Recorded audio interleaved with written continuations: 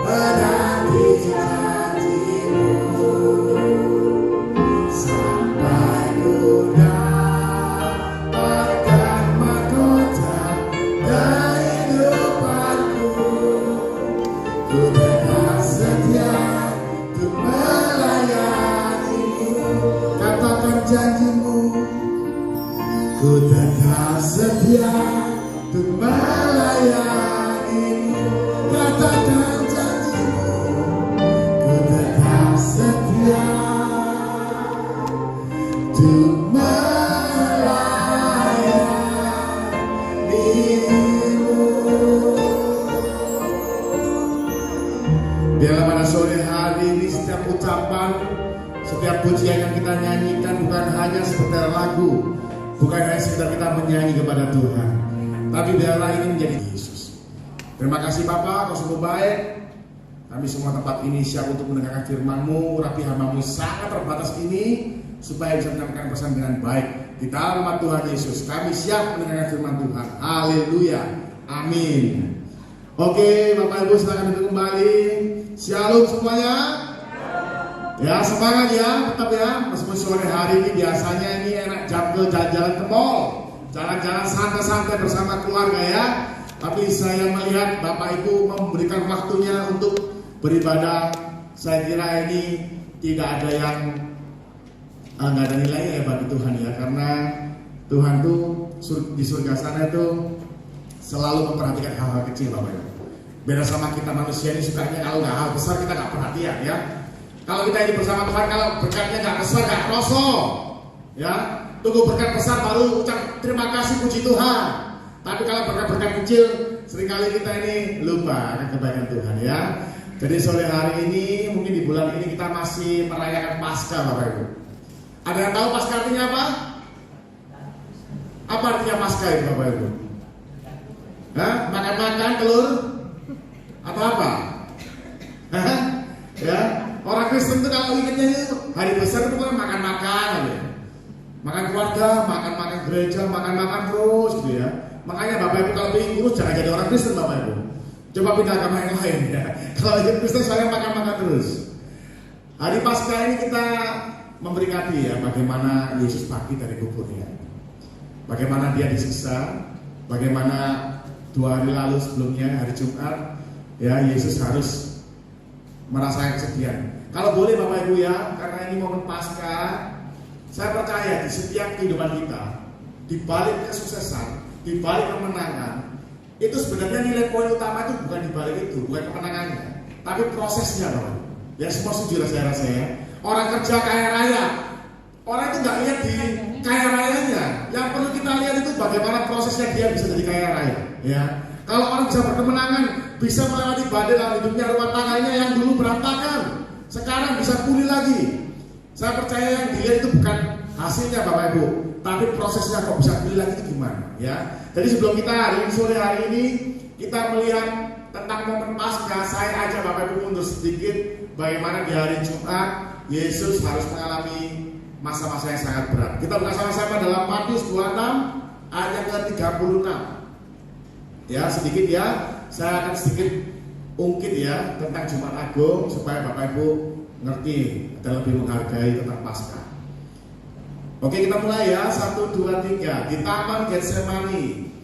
Maka sampailah Yesus bersama-sama murid-muridnya ke suatu tempat yang bernama Getsemani.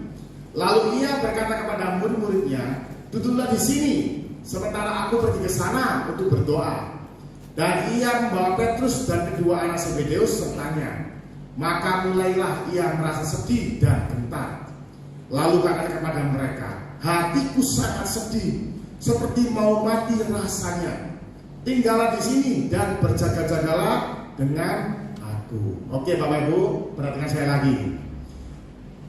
Bapak Ibu ngerti cerita Yesus nggak sih sebenarnya di sini keluarga GBT? GBT apa Bu? Kristus apa Bu? Kristus Gembalaku. Kristus Gembalaku ya, tenang Pak. Tenang Pak. Duduk tonggolnya apa dulure sing gembalane. Bapak Ibu butuh duit nyari siapa? Lewaya kekurangan duit nyari siapa? Ya, oke ya. Jadi kita lihat bacaan ini pelan-pelan ya, bahwa Yesus berkata kepada para muridnya, hatiku sangat sedih, seperti mau mati rasanya. Bahkan dikatakan dalam ayat sebelumnya bahwa Yesus merasa sedih dan gentar. Bapak Ibu, kata gentar di sini di dalam bahasa aslinya itu artinya distresses, alias sangat ketakutan. Saya mau bertanya kepada keluarga di sini ya, ada yang pernah dalam hidupnya merasa ketakutan? Ada mungkin? Atau nggak pernah? Pernah ya Bu ya? Pernah ketakutan ya Bu? Biasanya kalau manusia nih Bapak Ibu, kalau takut atau stres atau sedih, itu biasanya perkara duit, perkara keluarga, perkara kesehatan, gitu ya. Biasanya muter di sini terus ya. Kalau keluarga itu pasti meliputi suami, istri, anak-anak ya. Kalau duit itu masih ikut pekerjaannya, keuangannya, wayang dan cicilan ya. Banyak orang manusia itu pasti muter-muternya di situ aja masalah yang dipikirkan dalam dunia ini. Dan Yesus ini sedih dan gentar Bapak Ibu, dia sangat ketakutan. Yang pasti nggak mungkin pusing bayar cicilan sepeda motor. Karena pertama zaman itu belum ada sepeda motor, kedua Yesus nggak punya cicilan Bapak Ibu. Ya, karena apa Bapak Ibu? Kalau model kayak Yesus, dia butuh duit. Ingat kejadian waktu dia mau sama muridnya tanya, kalau kita bayar pajak nggak sih Tuhan? Oh iya bayar pajak. Terus uangnya dari mana ya? Akhirnya sama Yesus disuruh ambil ikan, kemudian buka mulutnya, kemudian dapatlah ada uang di sana. Lah orang model kayak Yesus itu nggak mungkin khawatir masalah duit. Oh dia itu gampang banget cari uang ya. Apalagi masalah yang lain, kesehatan, masalah keluarga. Loh Yesus ini loh Bapak Ibu bisa membuat orang buta berjalan, orang lumpuh bisa berjalan lagi. Orang buta bisa melihat ya, wali ya namanya. Orang buta bisa melihat, orang lumpuh bisa berjalan, bahkan yang mati pun bisa bangun. Harusnya kalau orang punya kuasa seperti ini, pribadi punya kuasa seperti ini, nggak mungkin khawatir dia akan masalah yang sepele-sepele seperti kita sering khawatirkan. Dan Bapak Ibu sekali lagi ya, dalam ilmu psikologi, kalau orang itu selalu positive thinking, yang selalu semangat ya, mungkin Bapak Ibu pernah punya teman atau keluarga yang selalu semangat, punya masalah tetap semangat, nggak pernah sabar, nggak pernah mengeluh. Orang kayak Yesus loh ya, ngomong kayak ini. Coba lihat 38 nanti. Lalu katanya kepada mereka, hatiku sangat sedih, seperti mau mati rasanya. Kalau yang ngomong artis TikTok Bapak Ibu ya, TikTok ya, tahu TikTok ya? Gak tahu ya? Ini zamannya beda katanya ya. Oke. Kalau zaman sekarang anak-anak muda-muda ale-ale ya Bapak Ibu ya. Bahkan yang tua pun banyak yang ale juga ternyata sekarang. Kena masalah sedikit mati kon ya, mateng kon. Malah masalah sepele, tapi rasanya berat gitu. Lah ini kalau Yesus sampai ngomong begini Bapak, pribadi yang bisa menyembuhkan orang sakit, pribadi yang bisa membangkitkan orang meninggal. Kalau sampai orang seperti Yesus ngomong, aku sangat sedih, seperti mau mati rasa, berarti dia akan mengalami masa yang paling berat. Yang pertama apa? Dia tahu 2 hari lagi para murid-murid yang bersumpah tidak akan meninggalkan dia, 2 hari lagi semuanya kocar kacir hilang. Bahkan Petrus bersumpah tidak mengenal Yesus. Padahal di hari Jumat itu dia ngomong ya, kalau Bapak Ibu dibaca di rumah Matius 26 ayat yang sebelumnya itu, bahwa Petrus ngomong, aku mati aja loh, gak mungkin. Aku berani Tuhan, aku mati demi kamu. Aku gak mungkin meninggalkan kau. Tapi Yesus tahu pada waktu Petrus ngomong begitu, bel, ya kan? 2 hari lagi kamu hilang Petrus, kamu menyangkal aku. Itu ketakutan Yesus yang pertama. Yang kedua, bahwa pada waktu di kayu salib, Yesus berkata, Eli Eli lama sabachthani, mengapa engkau meninggalkan aku? Dengan kata lain, ketakutan Yesus yang paling utama adalah pada saat dia disalibkan, dia ditinggalkan oleh Bapaknya. Itu adalah momen yang paling mengerikan bagi Yesus. Ya, bagi kita manusia yang sering meninggalkan Tuhan, kita ini biasa-biasa aja, lebay lah Yesus itu ya. Ditinggal Bapak di luar, kok ngopo. Ya, itu bagi kita seperti itu ya manusia ya. Tapi bagi Yesus yang tidak pernah sekalipun berpisah dengan Bapaknya, pada saat dia disalibkan dia harus ditinggalkan oleh Bapaknya, itu adalah momen yang paling berat ya. Oke ya Bapak Ibu, jadi kita akan khotbah hari ini tentang ini saya kasih sedikit, saya ulas sebentar supaya Bapak Ibu mengerti bahwa Jumat Agung itu hari dimana Yesus ditangkap, kemudian disiksa, dihina, dihajar habis-habisan. Itu adalah momen yang paling mengerikan bagi Yesus. Jadi kita jangan pernah main-main, alah Yesus sudah mampu pasti melewati ini, enteng. Ternyata tidak. Waktu kita baca pelan-pelan, kita lihat Yesus pun merasa sedih dan gentar. Bahkan Yesus dikatakan Yesus sedih dan sangat ketakutan. Ya, oke ya. Jadi kita semua sepakat bahwa Jumat Agung, ya hari Jumat ini bukan Jumat yang gampang. Cuma yang sangat menyedihkan, tapi kita nggak bahas itu. Kita hari ini karena Paskah, Kita buka sama-sama dalam Lukas 24 ayat ke-13. Tadi sengaja saya sedikit singgung supaya Bapak Ibu lebih menghargai bahwa perjuangan Yesus di kayu salib itu bukan hal yang mudah, ya. Supaya kita lebih menghargai. Oke, Lukas 24 ayat ke-13 ya. Oke. Yesus menampakkan diri di jalan ke Emmaus. Pada hari itu juga 2 orang dari murid-murid Yesus pergi ke sebuah kampung bernama Emmaus yang terletak kira-kira 7 mil jauhnya dari Yerusalem. Dan mereka bercakap-cakap tentang segala sesuatu yang telah terjadi. Ketika mereka sedang bercakap-cakap dan bertukar pikiran, datanglah Yesus sendiri mendekati mereka, lalu berjalan bersama-sama dengan mereka. Tetapi ada sesuatu yang menghalangi mata mereka, sehingga mereka tidak dapat mengenali Dia. Yesus berkata kepada mereka, "Apakah yang kamu percakapkan sementara kamu berjalan?" Maka berhentilah mereka dengan muka muram. Seorang dari mereka namanya Kleopas menjawabnya, "Adakah engkau satu-satunya orang asing di Yerusalem yang tidak tahu apa yang terjadi di situ pada hari-hari belakangan ini?" Katanya kepada mereka, "Apakah itu?" Jawab mereka, "Apa yang terjadi dengan Yesus orang Nazaret? Dia adalah seorang nabi yang berkuasa dalam pekerjaan dan perkataan di hadapan Allah dan di depan seluruh bangsa kami. Tetapi imam-imam kepala dan pemimpin-pemimpin kami telah menyerahkan Dia untuk dihukum mati dan mereka telah menyalibkannya." Ayat berikutnya 21, saya undang Bapak Ibu baca sama-sama ya dengan keras ya, boleh ya? 1, 2, 3. Kami dahulu mengharapkan bahwa Dia yang datang untuk membebaskan Israel. Tetapi sementara itu telah lewat 3 hari sejak semuanya itu terjadi. Oke, jadi para murid ini Bapak Ibu, mereka ini bukannya semangat, mereka bukannya berapi-api. Justru semenjak kejadiannya Yesus meninggal, mereka sudah kocar-kacir, balik kucing, kembali jadi nelayan. Ya, bahkan 2 orang murid ini sudah lemes.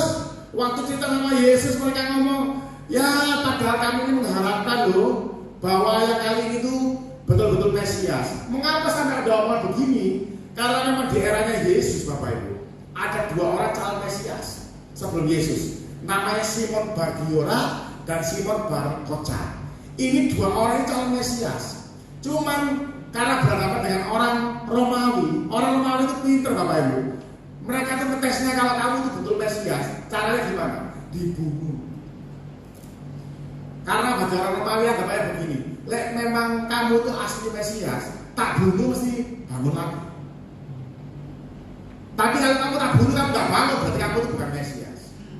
Dan itu yang terjadi di 2 orang sebelum Yesus. Mereka pengikutnya banyak sekali. Tapi pada saat calon Mesias tadi mati, gak mau lagi, ada kabarnya lagi, oh berarti kamu itu Mesias yang palsu. Itulah yang terjadi pada saat mereka, para murid itu melihat, loh sudah 3 hari loh, kok gak ada kabarnya. Berarti Yesus sama juga dengan yang 2 orang sebelumnya tadi, Mesias yang palsu.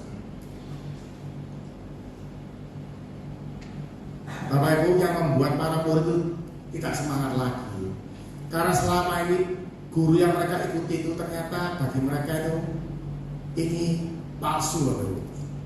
Mungkin ya Bapak Ibu pernah dengar kejadian ada seorang hamba Tuhan di Jawa Tengah, Bapak Ibu. Pengikutnya jutaan, Bapak Ibu. Beliau mengaku tidak bisa mati.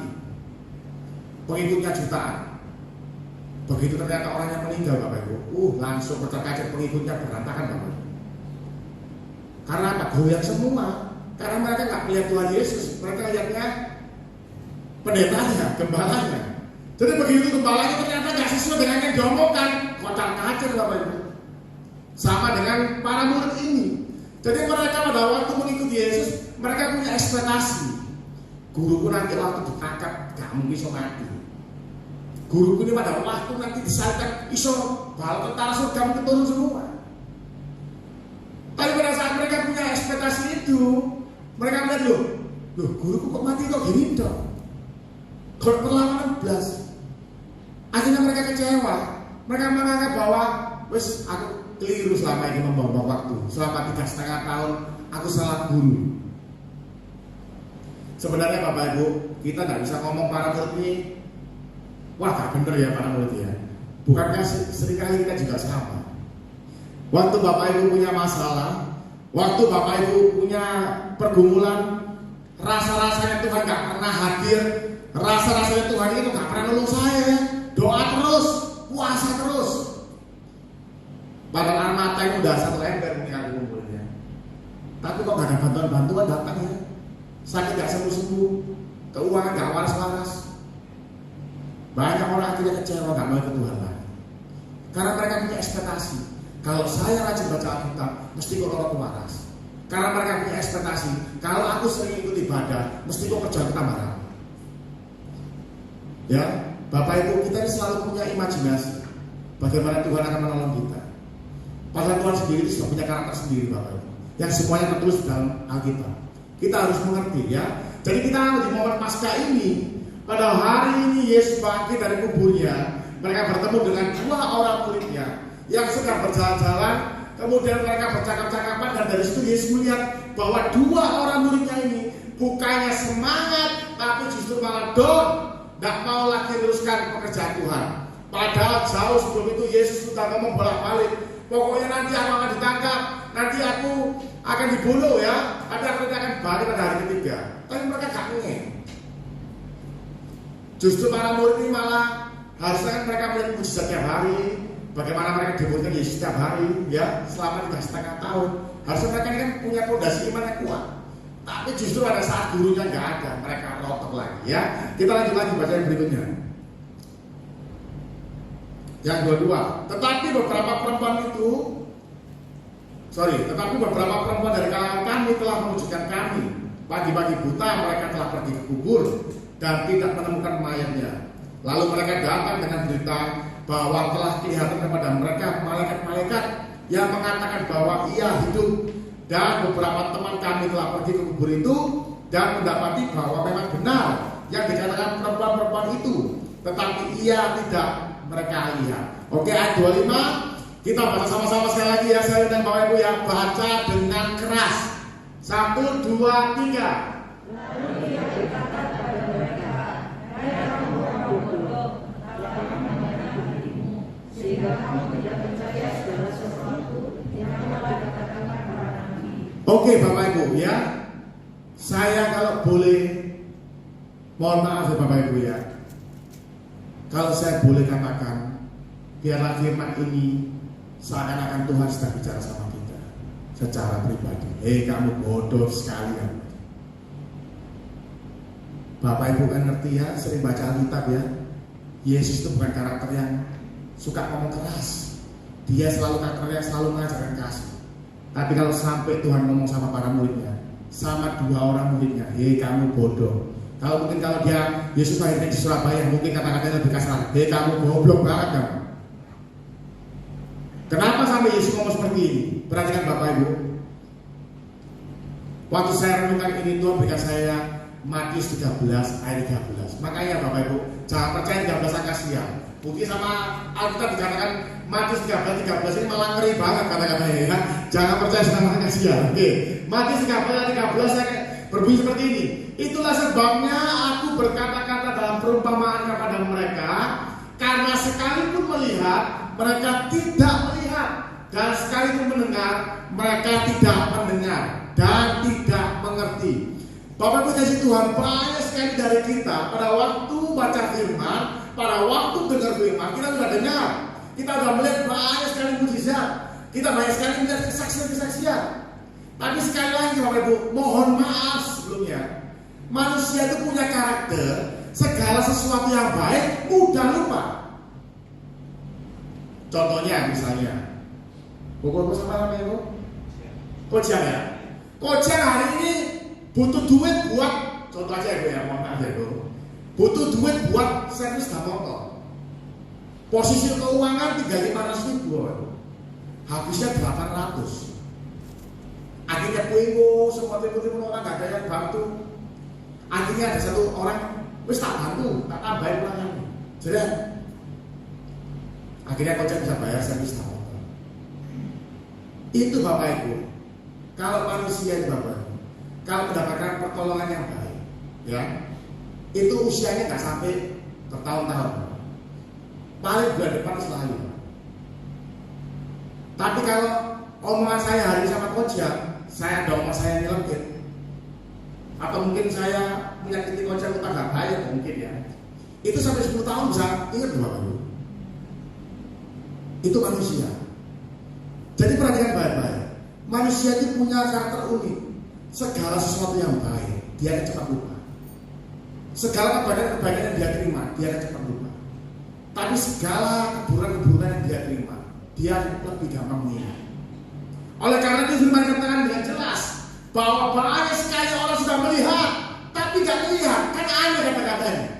Lihat tapi gak melihat, dengar tapi gak dengar. Kenapa?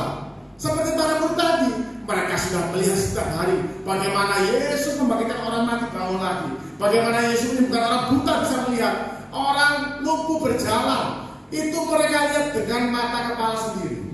Tetapi pada saat mereka ditimpa masalah, mereka seakan-akan lupa semuanya, hilang ke blank.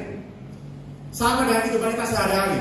Pada saat kita hadir di kolong Tuhan, bagaimana mungkin 5 tahun lalu, 10 tahun lalu Bapak Ibu mengalami masalah ekonomi yang berat, rasanya gak ada jalan keluar. Tiba-tiba Tuhan tolong dengan caranya yang ajaib. Itu Bapak Ibu tahun ini yakin selalu.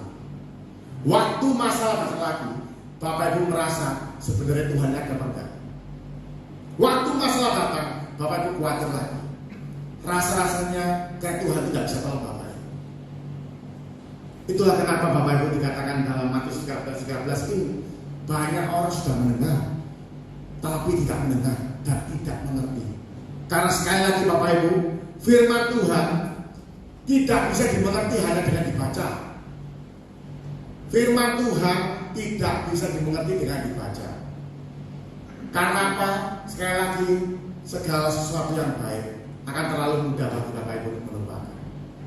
Bagaimana supaya kita bisa mengerti dengan baik? Yaitu harus dilakukan. Sore hari ini firman datang kepada kita semua tempat ini, mengingatkan kita lagi bahwa firman Tuhan ini bukan hanya untuk dibaca.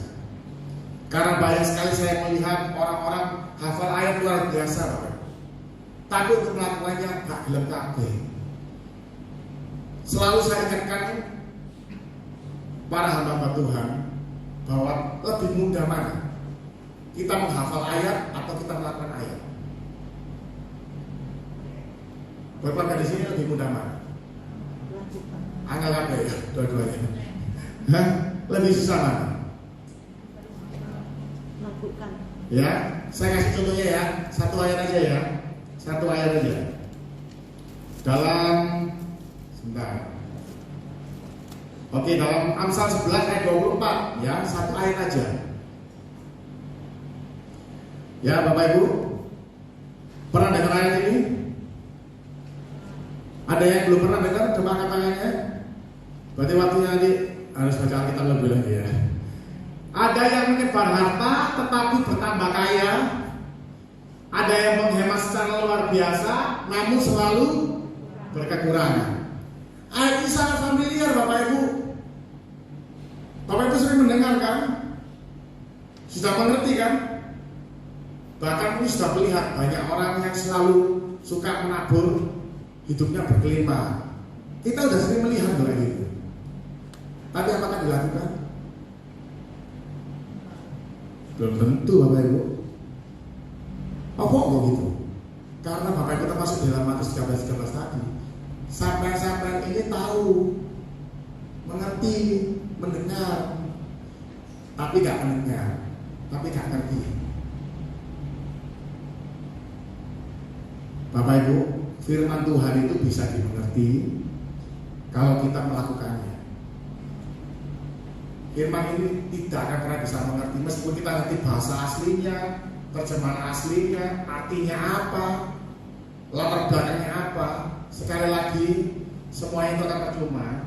Waktu Bapak Ibu, ya, makanya firman Tuhan katakan bahwa kalau Bapak Ibu semua di sini membangun rumah di atas fondasi batu, maka pada saat badai itu datang, rumahnya Bapak Ibu tetap ada di sana. Tapi firman Tuhan juga katakan, kalau Bapak Ibu membangun rumah di atas pasir, Maka ketika badai itu datang, rumahnya hanyut. Bahkan kalau boleh saya tambahkan, ya meskipun harusnya firman Tuhan tak boleh tambahkan, kalau saya boleh modifikasi sedikit, kalau Bapak Ibu berani membangun rumah di atas pasir, nggak usah nunggu badai, Bapak Ibu jatuh sendiri rumahnya pastilah. Kalau nggak percaya nanti pulang dari sini mungkin aku mau rumah terus bangun aja lah di atas pasir, nggak usah dikasih fondasi. Itu nggak usah nunggu badai, ambruk sendiri rumahnya. Sekali lagi fondasi kita itu apa sih yang dimaksud Tuhan itu? Ya semua pasti percaya tentang firman Tuhan. Kita punya batu karang yaitu Yesus. Firman jadi manusia. Ya, Bapak Ibu, jangan pernah sepelekan firman Tuhan. Sore hari ini firman datang kepada kita semua mengajarkan satu hal. Kalau kita selama berpuluh-puluh tahun itu Tuhan, sudah mungkin 20 tahun lebih. Pertanyaan saya, apakah sudah melatih diri untuk melakukan firman Tuhan? Ataukah cuma mengingat penulis ayat ini artinya apa, tapi tidak pernah dilakukan? Waktu saya dapat ayat Amsal tadi, Bapak Ibu, jadi dulu saya itu waktu usia 22 tahun, ya, saya dulu kerja pertama saya umur 19 tahun, ya, saya kerja, saya lulus sekolah SMA dan belum keluar saya udah kerja, ya, saya kerja ke orang, jadi sales, Bapak Ibu, saya keliling ke luar pulau. Saya kerja umur 19 tahun, saya umur 22 tahun, saya udah bisa beli rumah, bisa beli mobil 2, ya, saya beli rumah sendiri. Karena waktu itu tanpa masalah kami cukup berkekurangan, jadi puji Tuhan, saya usia 22 tahun udah bisa beli rumah sendiri, ya. Tetapi akhirnya saya belajar menjadi seorang yang sangat serakah. Saya selalu mengumpulkan uang untuk diri saya sendiri. Waduh, waktu itu saya masih muda, umur 20 tahun, waduh, itu rasanya tuh cari uang gampang sekali. Teman-teman saya masih kuliah, ya, karena dulu saya nggak punya uang, saya nggak bisa kuliah, jadi saya kerja. Akhirnya ketika ya kerja itu akhirnya dapat hasil yang sangat banyak bagi saya waktu itu. Saya merasa, loh, enak kerja daripada kuliah ya. Yang kuliah masih makan aja ikut saya. Jadi yang kuliah teman-teman saya sekolah SMA dulu, ayo sini makan aku bayar. Kemana-mana saya bayar, ya, karena mereka masih kan uang sanggup dari orang tuanya. Akhirnya Bapak Ibu saya 10 tahun saya berjalan dengan keserakan saya. Semua uang saya, hasil kerja saya nikmati sendiri. Saya puaskan untuk diri saya saja. Puji Tuhan, 10 tahun kemudian segala sesuatunya yang saya kumpulkan tidak ada sisanya, alias habis semua. Kemudian waktu saya melayani Tuhan pertama kali, saya bertobat, saya belajar. Waktu itu saya ditempatkan Tuhan, ceritanya begini. Waktu saya bertobat itu karena kepepet, Bapak Ibu, ya. Memang kalau sebuah kepepet itu paling memang luar biasa, ya. Waktu saya bertobat karena masalah duit, ya. Waktu itu saya jual semua barang saya, mobil saya jual, bahkan rumah pun mau habis terjual. Tapi puji Tuhan, waktu itu Tuhan tolong saya nggak dijual. Saya bergabung di suatu buah gereja, saya aktif di sana karena saya merasa sudah hancur, lebur, saya butuh Tuhan. Saya ikut ibadah di sebuah gereja. Kemudian saya merasa saya rutin ikut ibadah. Akhirnya saya bergerak untuk melayani di gereja tersebut. Akhirnya saya sampai Pak Gembalanya, Pak, saya boleh nggak ikut melayani tempat ini? Oke, silakan. Lah sama Pak Gembala, Bapak Ibu, saya ditempatkan di posisi untuk mengatur para kaum marginal. Ya. Kebetulan gembala kami memang panggilannya untuk orang-orang pemulung-pemulung, orang-orang pinggir jalan, ya, pengamen-pengamen. Jadi saya waktu pertama bergabung disuruh melayani mereka.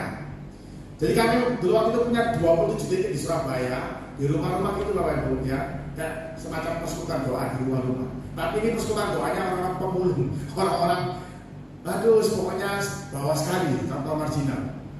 Maka kalau lihat rumah ini Bapak Ibu, waduh, Bapak Ibu pasti saya pasti bersyukur sekali. Dan melayani di sana, nah kalau saya datang ke sana, kalau saya datang bawa Alkitab aja Bapak Ibu, bisa diusir saya.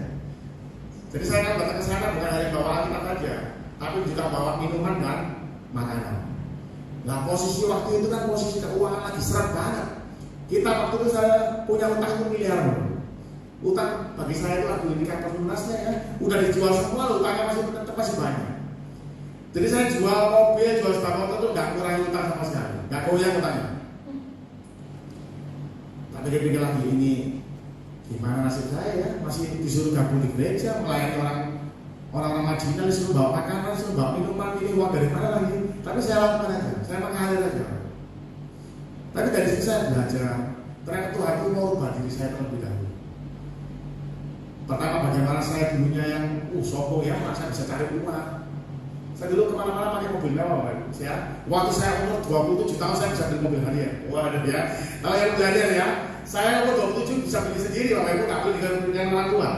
Waduh, rasa sombongnya keren banget ya. Kita merasa, aduh, aku bisa cari uang. Kita nggak butuh orang lain. Tapi akhirnya waktu saya melayani Tuhan, proses saya, bagaimana saya harus melayani orang-orang yang di bawah, saya disadarkan, oh itu saya ternyata jauh lebih baik daripada mereka. Bagaimana mereka rumah itu, rumah ruang tamu, tempat untuk mandi, tempat untuk buang kotoran, semua jadi satu. Ya, dan di sini saya melihat pergumulan mereka, gak bisa bayar sekolah anaknya. Saya tanya, mau sekolah anaknya berapa? 10.000 Bapak Ibu. Dulu uang 10.000 bagi saya tak buang-buang, Bapak Ibu, gak ada artinya. Tapi waktu lihat mereka, oh ternyata uang segini bagi mereka itu sangat berarti. Dari situ Tuhan proses saya terlebih dahulu. Akhirnya pelan demi pelan, waktu demi waktu, saya belajar menabung. Saya waktu itu kerja ikut orang, ya bos saya kerja ikut saya 15 tahun. Gaji saya terakhir 15 tahun itu gajinya sebulan 2.500.000. Uang makan perharinya 70.000. Ya, setelah kerja 15 tahun ya. Saya juga dapat hasilnya dari komisi saya, Bapak. Ya, kalau gajinya kecil, tapi komisinya biasanya. Nah itu saya dapat uang makan 70.000 per hari itu saya berikan makanan untuk orang-orang di pinggir jalan. Kebetulan saya melayani 5 orang lansia tinggalnya di pinggir kantor pajak Gubeng. Kalau Bapak Ibu tahu di kantor pajak Gubeng itu sebelahnya ada kali. Itu mereka tinggalnya di pinggir kali itu. Saya setiap pagi ke sana, saya berikan nasi kotak, saya ajak mereka berdoa, kemudian saya tidak kerja. Itu yang terjadi 7 tahun yang lalu. Saya melihat saya menjalani dengan sangat bahagia. Saya menabur dengan sukacita, nggak ada pikiran Tuhan nanti balas saya, sama sekali nggak ada. Tapi puji Tuhan Bapak Ibu, Tuhan memang luar biasa. Firman Tuhan itu memang hidup. Waktu saya belajar melakukannya, nggak sampai 1 tahun, utang-utang saya yang tak pikir ini lunasnya bisa 20 tahun ini. Ya, saya waktu itu punya utang 4 M, Bapak. Ya, 4 M.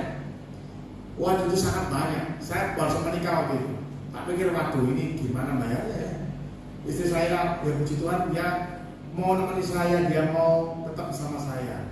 Tak pikir lagi tinggal sama istriku nih ya. Kawin-kawin malah kayak utang aja ya. Ya lain kali ya kita bahas tentang ini ya. Nanti kita akan bahas satu hari ya. Karena waktunya mungkin nggak banyak. Jadi pada saat itu, ketika saya melayani Tuhan dengan sukacita, saya tiap hari berkumpul dengan orang-orang marginal tersebut. Gak sampai 1 tahun, utang-utang lagi, lunas semua. Utang-utangnya tak pikir gak bisa lunas. Tiba-tiba Tuhan kasih berkat-berkatnya, aduh saya gak pernah bayangkan dari mana. Tiba-tiba saya punya kerjaan pribadi sendiri di luar bos saya. Tiba-tiba ada orderan dari Makassar, ya, yang dulunya ordernya cuma 4 bulan sekali, 5 bulan sekali, tiba-tiba tiap minggu turun. Sekali kiriman untuknya 100 juta, ada yang 100 juta, 150 juta, 200 juta. Yang kurang ajarnya, ya bagi saya kurang ajar ya. Begitu utang lunas Bapak Ibu, orderannya gak ada lagi. Ya, dalam hati saya Tuhan itu ngerti ya. Nah lunas kita itu mana orderan? Tak tendeng kok gagal, orderannya gak ketemu kemana. Pas Bapak Ibu, utang beres, orderannya gak muncul lagi. Tapi ya bagi saya sangat bersyukur ya. Bapak Ibu kalau pernah punya masalah keuangan, hari demi hari itu cepat Bapak Ibu, kalian dari cepat. Saya butuhkan kredit 15 masalah kabeh saya. Dan kolektor telepon setiap hari. Kalian cepet, bentar udah awal bulan, bentar udah tengah bulan, bentar udah akhir bulan bayar ini. Lo ketemu mana awal bulan lagi? Rasanya hari demi hari itu apa sorong? Memoros bayar ini, memoros bayar ini. Kalau di sini nggak ada yang pernah merasakan itu, puji Tuhan ya. Puji Tuhan. Ada yang pernah. Tapi di sini semua finansial sehat, kesehatan semua sempurna. Terus saya mau khotbah lagi bingung juga di sini ya. Setiap kita pasti punya pergumulan yang berbeda, ya. Sekali lagi Bapak Ibu, yang membuat kita bisa melewati badai bukan karena Bapak Ibu ngerti firman, tapi karena Bapak Ibu menghidupi firman. Karena kalau nggak percaya coba dilihat. Bapak Ibu pernah baca firman toh? Terus inilah ayatnya apa ya? Coba kalau kalian punya masalah, pilih nggak firman? Halo? Hah? Ada yang kalau punya masalah terus pilih firman? Ngeblank iya, iya. Tapi kalau Bapak Ibu menghidupi firman, saya percaya itu yang menolong Bapak Ibu bisa melewati badai. Firman Tuhan katakan dengan jelas bahwa siapa menebang harta akan berlimpah, tetapi siapa yang menghemat alias pelit itu akan berkekurangan. Dan ini sudah Bapak Ibu, saya percaya semua di sini sudah melihat. Mungkin ada saudaranya, mungkin ada punya teman yang orangnya royal, suka bantu orang lain. Orang model begini Bapak Ibu, saya percaya hidupnya nggak mungkin kekurangan. Kita ini udah tahu contoh-contohnya, kita udah ngerti ayatnya, tapi gak ngedelem niru kelakuannya. Kenapa? Kenapa Bapak Ibu? Takut ah? Takut habis uang. Saya hari ini Bapak Ibu belajar menabur, ya. Dari dulu saya bilang ya, 7 tahun lalu saya baru mengerti ternyata menabur itu tidak mungkin saya diberikan Tuhan itu kelapa. Sore hari ini saya tantang Bapak Ibu, coba tantang Tuhan 1 tahun Bapak Ibu belajar menabur. Coba lihat bagaimana perubahan Tuhan itu harus tantang Bapak Ibu, tidak akan tanda kutip ya, atau utara. Coba buktikan bahwa firman ini hidup. Jangan cuma di yo, ngerti yo. Loh, kalau saya Bapak Ibu segala sesuatu kalau nggak hidup, firman ini nggak ada buktinya, ngapain saya harus ikut Tuhan? Buktikan bahwa segala sesuatu yang Yesus katakan dalam Alkitab ini semuanya itu memang betul, bukan asal-asalan. Lah Bapak Ibu setiap minggu ke gereja, ngerti ayat, tapi tidak pernah dilakukan. Makanya seperti perumpamaan tadi, bahwa ketika Bapak Ibu bangun rumah, ya seperti di atas pasir tadi, nggak usah nunggu badai datang, sudah ambil sendiri. Tapi bagi orang-orang yang ketika dengar firman, dia melatih dirinya. Semua Bapak Ibu, kalau dengar firman itu harus dilatih. Karena tidak ada orang itu tiba-tiba menabur langsung miliaran, itu tidak mungkin. Pasti orang itu kalau menabur pasti dari yang kecil. Nah firman itu jelas kan, setia dalam perkara kecil, Bapak Ibu akan dipercayakan hal besar. Lah Bapak Ibu, persembahan boleh paling cili. Perpuluhan kadang-kadang pura-pura kayak dongeng jual seperti mas, perpuluhan. Apalagi mau nabur di luar sana untuk orang-orang yang kesusahan, terus.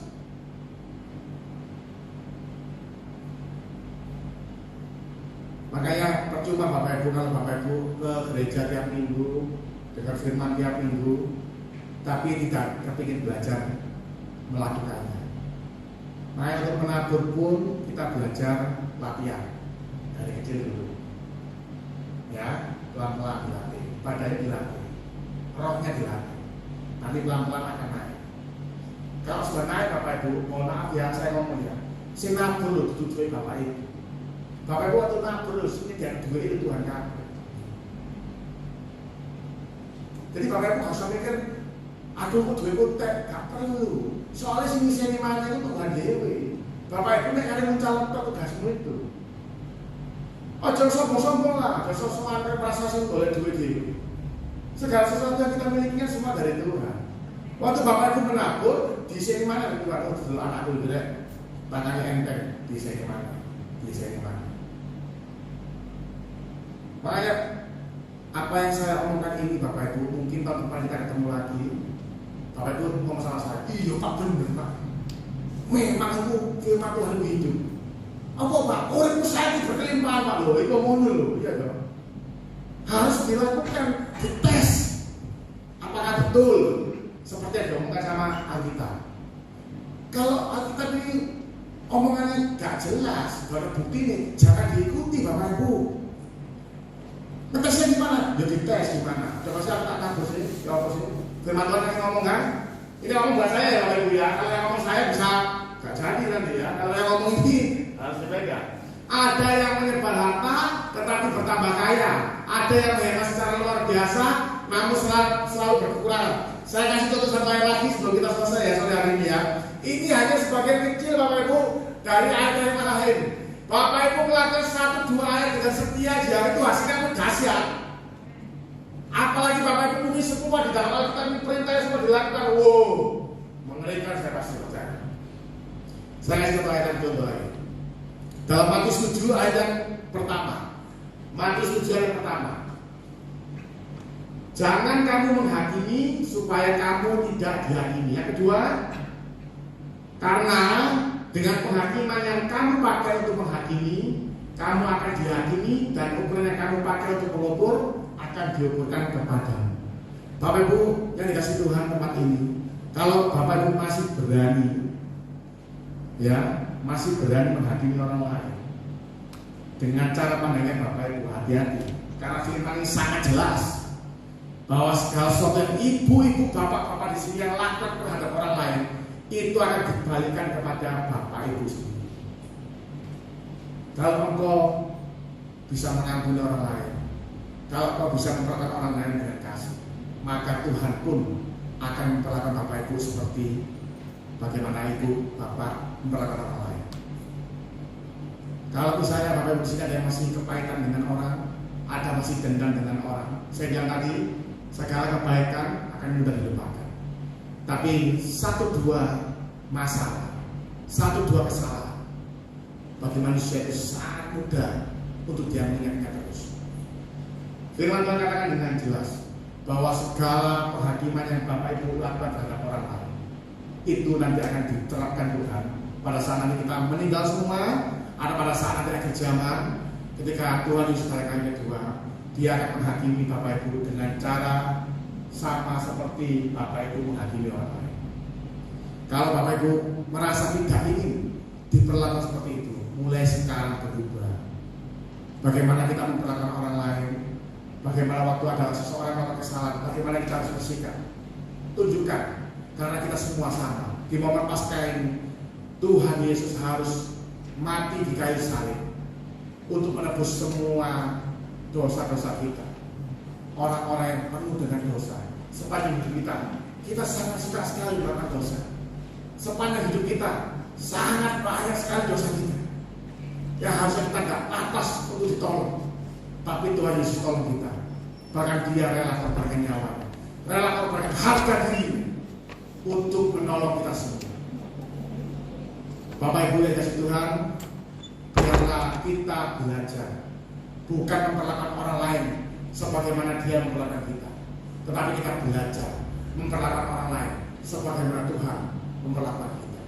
Saya Bapak Ibu kembali berdiri, biarlah kita renungkan firman Tuhan sore hari ini.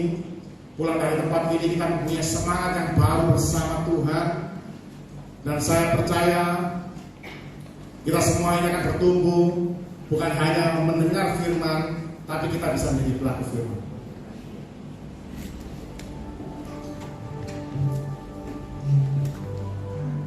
Bapak Ibu,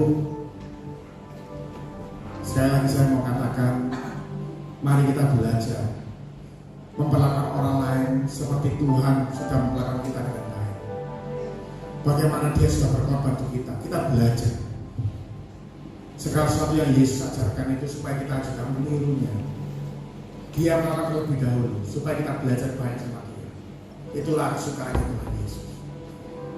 Biarlah sore hari ini, pulang dari tempat ini, waktu engkau baca firman Tuhan, belajar untuk melakukannya, belajar untuk praktekkan.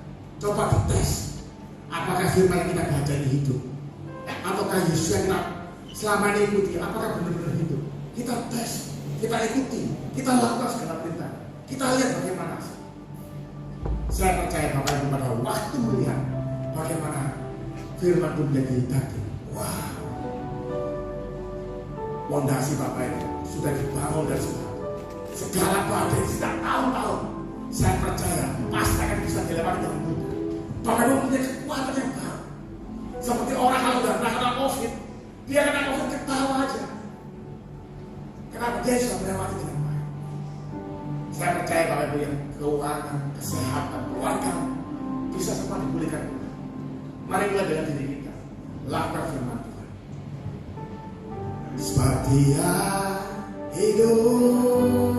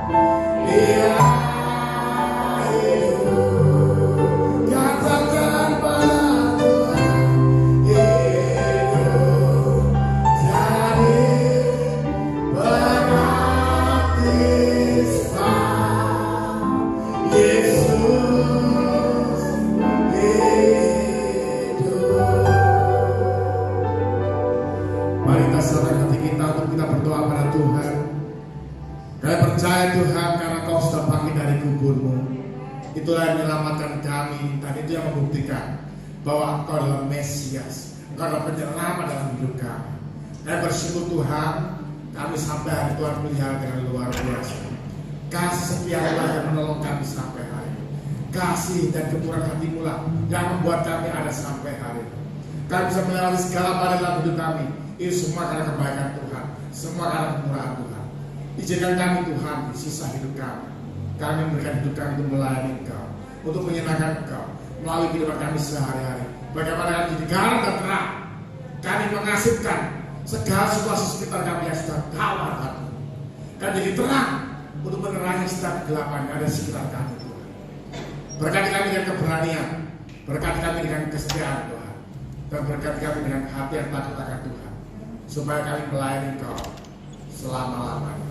Kami berkati Tuhan gereja ini, kami berkati Ibu Gembala, kami berkati keluarganya, kami berkati seluruh pengurus gereja ini.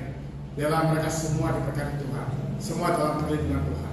Dan kami berdoa juga berkati seluruh jemaat tempat ini, supaya kami semua boleh sama-sama bertumbuh bersama Tuhan.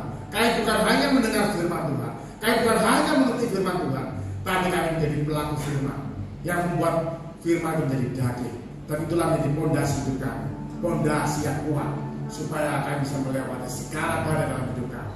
Terima kasih Tuhan, Kau baik, amamu sudah selesai. Dan kami percaya karyamu tetap akan berjalan, dan Roh Kudus yang akan memaksa kami, mendorong kami untuk semakin lebih lagi di dalam melayani Tuhan. Di dalam nama Tuhan Yesus kami mengucap syukur. Haleluya. Amin. Terima kasih. Tuhan Yesus memberkati.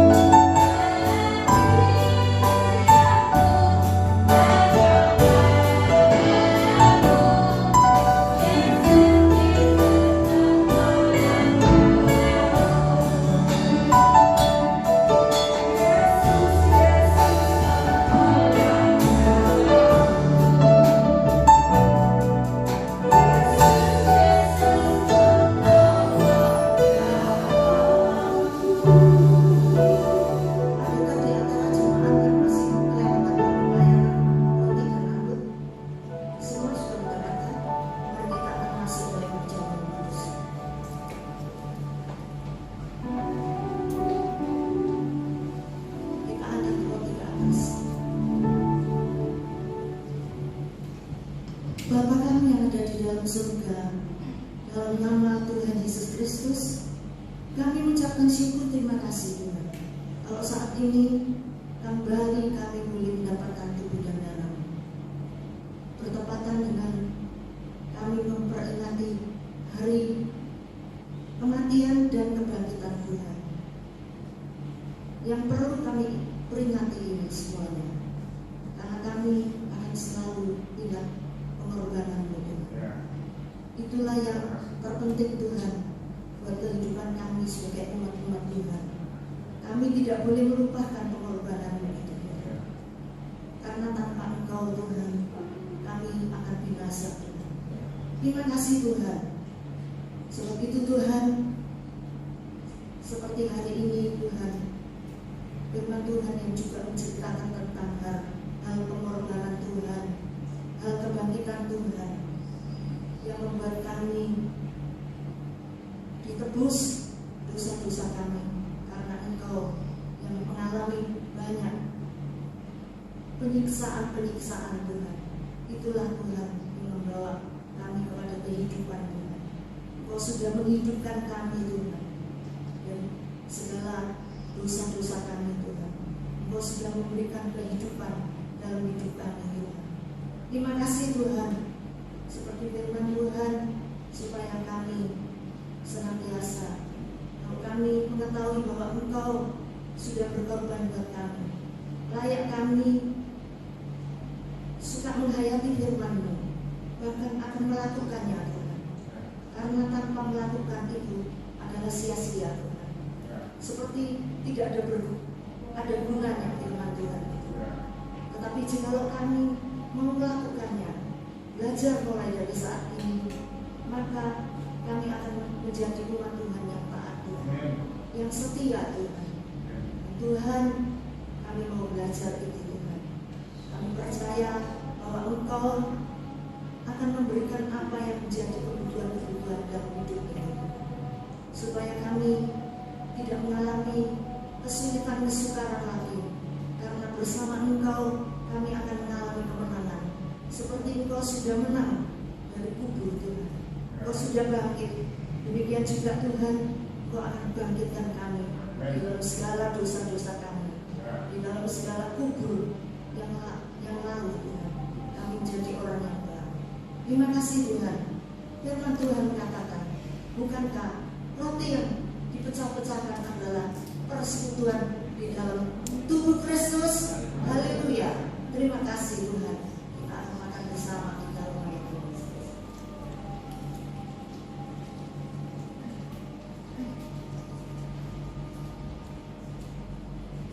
Kita angkat cawan ke atas. Demikian juga cawan yang kita angkat itu juga persekutuan di dalam darah Kristus. Bukankah demikian saudara sekalian?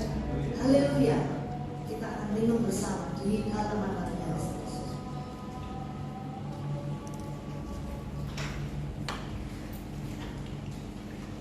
Kita angkat tangan ke atas melalui tubuh dan darah Kristus itu, supaya kami masing-masing akan diberkati Tuhan dengan limpah. Kiranya Tuhan, kami makan dan minum perjamuan kudus ini tidak akan sia-sia